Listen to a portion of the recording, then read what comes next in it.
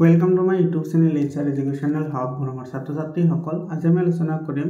class 10 ৰ সায়েন্সৰ যেটো chapter 14 আছে এই 14 চেপ্টাৰৰ পৰা যিকেটা তোমাৰ লং কোৱেশ্চনৰ আনসাৰ হ'ব পাৰে গটেকেটা ইম্পৰ্টেন্ট কোৱেশ্চন আজি আমি আলোচনা কৰিম হোমৰ ছাত্ৰ ছাত্ৰী সকল এই চেপ্টাৰৰ পৰা হ'ব পৰা যিবোৰ মোস্ট ইম্পৰ্টেন্ট এমসিকিউ আছে সেইবোৰ আলোচনা কৰা হৈছে অলৰেডি তোমাৰ সায়েন্সৰ 100% চেপ্টাৰ ওয়াইজ এমসিকিউ আপলোড কৰা হৈছে প্লেলিস্ট বনোৱা আছে যদি তোমালোকে ভিডিওবোৰ চোৱা নাই তেতিয়াহলে ভিডিওবোৰ চাই লবা তোমালোকৰ আহিবলগীয়া আজিটো প্ৰি টেষ্ট এক্সাম আছে বা যেটো তোমাৰ আহিবলগীয়া মেট্ৰিক পৰীক্ষা আছে হেতু পৰীক্ষাৰ কাৰণে খুবই গুৰুত্বপূৰ্ণ হয় পৰৱৰ্তী ছাত্ৰ ছাত্ৰী সকল তোমালোকৰ এই চেপ্টাৰৰ যিকেটা লং কোৱেশ্চন আলোচনা কৰিম গোটেইকেটা লং কোৱেশ্চনৰ আনসাৰ মোৰ তাতে আছে যদি তোমালোকৰ পিডিএফ ফাইল লাগে তেতিয়াহলে তোমালোকে হোৱাটসএপ গ্ৰুপত জয়েন হোৱা হোৱাটসএপ গ্ৰুপৰ QR কোড মই মোৰ চেনেলত আপলোড কৰি থৈছো তোমালোকে তাতে গৈ এটো লৈ লবা ইয়াতে আজি চাও তোমাৰ কি কোৱেশ্চন হ'ব পাৰে এই চেপ্টাৰৰ পৰা ইয়াৰ আগতে তোমাৰ চেপ্টাৰ 15 আৰু চেপ্টাৰ 16 এই দুটা চেপ্টাৰৰ লং কোৱেশ্চন আলোচনা কৰা হৈছে যদি তোমালোকে ভিডিও চোৱা নাই ভিডিওটো চাই লোৱা ইয়াতে চোৱা তোমাৰ এই চেপ্টাৰৰ পৰা তোমাৰ ইয়াতে যেটো প্ৰশ্নাৱলী আছে এটো তোমাৰ পেজ নম্বৰ 243 আছে এই পেজৰ পৰা তোমাৰ যেটো 3 নম্বৰ কোৱেশ্চন আছে সেই কোৱেশ্চনটো ইম্পৰ্টেন্ট হয় যদি তুমি আহাৰ গৰম কৰিবলৈ যিকোনো শক্তি ব্যৱহাৰ কৰিবলৈ সক্ষম তেন্তে কোনটো ব্যৱহাৰ কৰিবা আৰু কিয় কৰিবা এটো 2 মাৰ্কছৰ কোৱেশ্চন হয় বহুত ইম্পৰ্টেন্ট হয় ইয়াৰ পিছত চোৱা তোমাৰ এটো চেপ্টাৰৰ পৰা তোমাৰ 4 মাৰ্কছ আহিব তো তোমালোকৰ মই যিকেটা এমসিকিউ দিছো আৰু যিকেটা তোমাৰ ইয়াতে লং কোৱেশ্চন আছে আলোচনা কৰিম তাৰে পৰা তোমাৰ 100% কমন পৰিব বুলি আশা আছে গতিকে তোমালোকে এবাৰ ইগনোৰ নকৰাকৈ প্ৰেক্টিস কৰিবা ইয়াৰ পিছত চোৱা এইখিনিৰ পৰা তুমি কি চাব লাগিব এটোৰ পৰা তোমাৰ চোৱা যেটো আমি বিকল্প শক্তিৰ উৎস কিয় বিচাৰো হেতু আমাৰ লাগিব এতে চোৱা জীৱাশ্মজাত ইন্ধনৰ ভৱিষ্যতৰ কোনো এটা দিনত নিহিক হৈ যোৱাৰ দৰে জলবিদ্যুতৰ উৎস নিহিক হৈ যাব বুলি আমি নিশ্চিত হোৱাৰ কোনো প্ৰয়োজন নাই এতে যেটো জলবিদ্যুৎ আছে জলবিদ্যুৎটো তোমাৰ কি হয় নৱীকৰণযোগ্য সম্পদ হয় কিন্তু জীৱাশ্মজাত ইন্ধন যেটো আছে হেতু তোমাৰ অনৱীকৰণযোগ্য সম্পদ হয় তো যেহেতু এইবোৰ তোমাৰ শেষ হৈ যোৱাৰ সম্ভাৱনা আছে গতিকে আমি কি কৰিব লাগে বিকল্প শক্তিৰ মানে সন্ধান কৰিব লাগে আৰু তোমাৰ বৃহৎ নদী বান্ধে কি সমস্যাৰ সৃষ্টি কৰে সো ইয়াতে ধুনিয়াকৈ দিয়া আছে তোমালোকে নদী বান্ধ আৰু নদী বান্ধৰ লগত জড়িত যিবোৰ সমস্যা আছে সেইখিনি গোটেইখিনি তোমাৰ বহুত ইম্পৰ্টেন্ট হয় তোমালোকে এই বিষয়টো পঢ়ি লবা এটা তোমাৰ চিত্ৰ 4.3 লগত ৰিলেটেড এই কথাখিনি তোমালোকে চাবা এইখিনি তোমাৰ পৰীক্ষাৰ কাৰণে বহুত দৰকাৰী হয় আৰু যেটো তোমাৰ পৰম্পৰাগত শক্তিৰ উৎস আছে সেই শক্তিৰ উৎসসমূহৰ ভিতৰৰ পৰা যেটো তোমাৰ জীৱ ভৰ আছে এটো বহুত ইম্পৰ্টেন্ট হয় এটো তোমালোকৰ কাৰণে বহুত ইম্পৰ্টেন্ট হয় জীৱ ভৰ তোমাৰ ইয়াতে যেটো প্যাৰাগ্ৰাফ আছে সেই প্যাৰাগ্ৰাফটো তোমালোকৰ কাৰণে খুবই গুৰুত্বপূৰ্ণ হয় আৰু তোমাৰ ইয়াতে যেটো তোমাৰ গোবৰ গেছ আছে বা যেটো আমি জৈৱ গেছ বুলিও কওঁ এই জৈৱ গেছ কেনেকৈ প্ৰস্তুত কৰা হয় আৰু ইয়াত তোমাৰ কি ৰ মেটেৰিয়েলস ইউজ কৰা হয় সেই বিষয়ে তোমালোকৰ লাগিব এতে চোৱা এটো তোমাৰ চিত্ৰ দি আছে জৈৱ গেছ প্ৰকল্পৰ আৰ্হি আৰু ইয়াতে তুমি আৰু এটা কথা মনত ৰাখিবা জৈৱ গেছৰ যেটো প্ৰধান উপাদান এটো হৈছে মিথেন আৰু এটো কিমান % থাকে 75% থাকে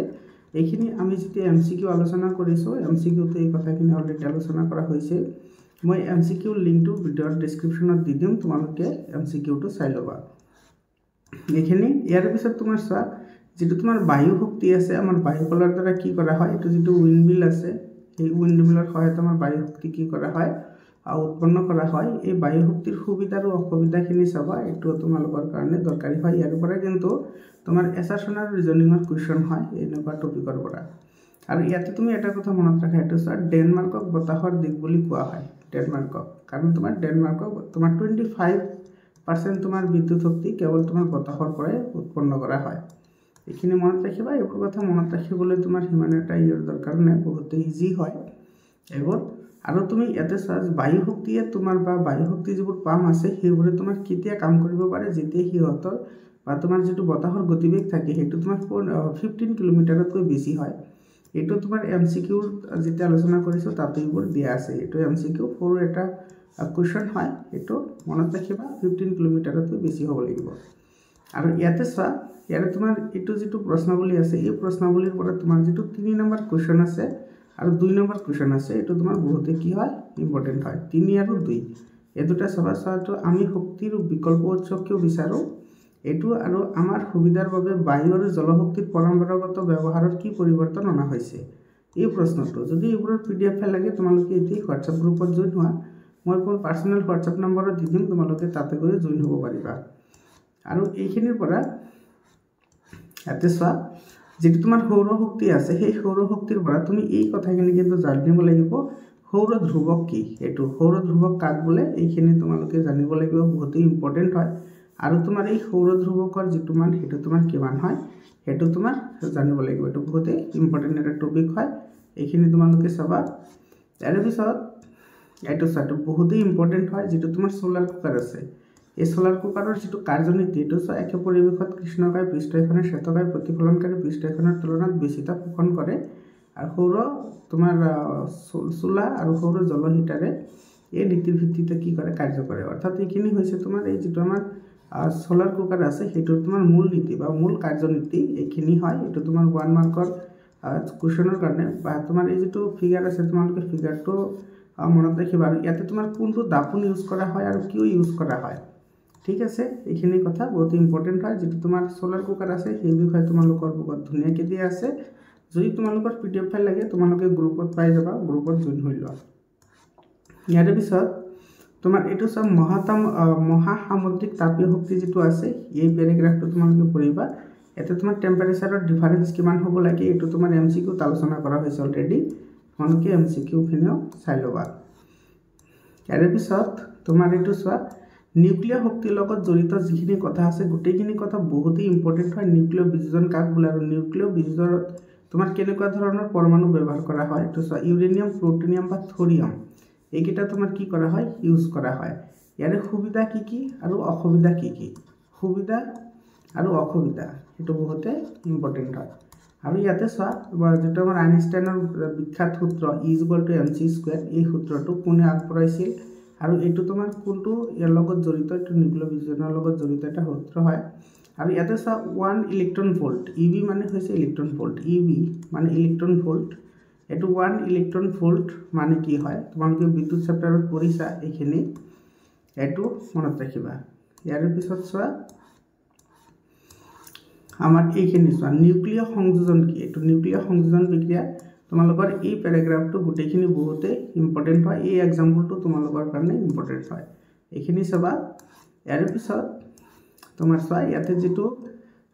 প্ৰশ্নাৱলী আছে সেই প্ৰশ্নাৱলীৰ পৰা তুমি কি চাবা ইয়াতে চোৱা 1 নম্বৰটো আছে এটো কোন ধৰণৰ দাপোন অৱতল নে উত্তল সৌৰ কুকাৰত ব্যৱহাৰ বাবে উৎকৃষ্ট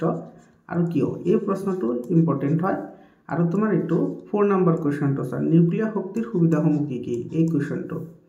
ইয়াৰ পিছত চোৱা পৰিবেশৰ ওপৰত কেনেদৰে প্ৰভাৱ পেলায় এটো এই বিষয়ে ইয়াৰে যেটো প্ৰশ্নাৱলী আছে এই প্ৰশ্নাৱলীৰ পৰা যেটো তোমাৰ 1 নম্বৰ কোৱেশ্চন আৰু 2 নম্বৰ কোৱেশ্চন দুটা তোমাৰ ইম্পৰ্টেন্ট হয় এৰে কোৱেশ্চন দুটা ইম্পৰ্টেন্ট হয় আৰু এই প্ৰশ্নাৱলীৰ পৰা তোমাৰ চোৱা এটো যেটো 2 নম্বৰ কোৱেশ্চন আছে 2 নম্বৰ কোৱেশ্চনটো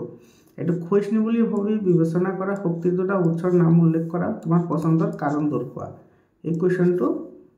আৰু এতিয়া আছে তোমাৰ অনুশীলনী চোৱা অনুশীলনীৰ যিকেটা MCQ আছে সেইকেটা আমি MCQ আলোচনা কৰিছো অলৰেডি তোমাৰ যেটো আছে অনুশীলনী আছে সেই অনুশীলনীৰ পৰা এতে চোৱা যেটো তোমাৰ 9 নম্বৰ কোৱেশ্চন আছে 9 নম্বৰ কোৱেশ্চনটো বহুত ইম্পৰ্টেন্ট হয় 9 নম্বৰ কোৱেশ্চন আৰু ইফালৰ পৰা তোমাৰ 10 নম্বৰ কোৱেশ্চনটো ইয়াতে চোৱা এনেকুৱা ধৰণৰ যিবোৰ তোমাৰ কোৱেশ্চন আছে যে তুমি কেনেকুৱা ধৰণৰ পদক্ষেপ গ্ৰহণ কৰিবা সেই প্ৰশ্নবোৰ কিন্তু তোমালোকৰ এইবাৰ বহুত চান্স আছে তেতে 9 নম্বৰ আৰু কি চাবা 10 নম্বৰ কোৱেশ্চনটো চাবা মৰমৰ ছাত্ৰ ছাত্ৰী সকল এইখিনি আছিল তোমাৰ এই চেপ্টাৰৰ MCQ আশা কৰিছো তোমালোকৰ এই চেপ্টাৰৰ পৰা যি 4 মাৰ্কস আহিব এৰ পৰা তোমাৰ 100% কোৱেশ্চনে কমন আহিব তোমালোকৰ যদি এই PDF ফাইল লাগে তেতিয়াহলে 7002824673 তোমালোকে এইটো নম্বৰটো WhatsApp কৰিবা তোমালোকৰ নাম আৰু ডিস্ট্ৰিক্টৰ নাম মেনশন কৰিবা মই তোমালোকক WhatsApp গ্ৰুপত এড কৰি দিম তাতে তোমালোকে সকলো চেপ্টাৰৰে 100% চেপ্টাৰৰ একেবাৰে ফ্ৰী অফ কষ্ট তোমালোকে 100% PDF পাই যাবা যাতে তোমালোকৰ ৰিজাল্টটো ভাল হয় আশা কৰিছো তোমালোকৰ আজি ভিডিওটি সহায় কৰিব আকৌ লগ পাম তোমাৰ যেটো 30 নম্বৰ চেপ্টাৰ আছে হেতু চেপ্টাৰৰ লং কোৱেশ্চন লৈ ধন্যবাদ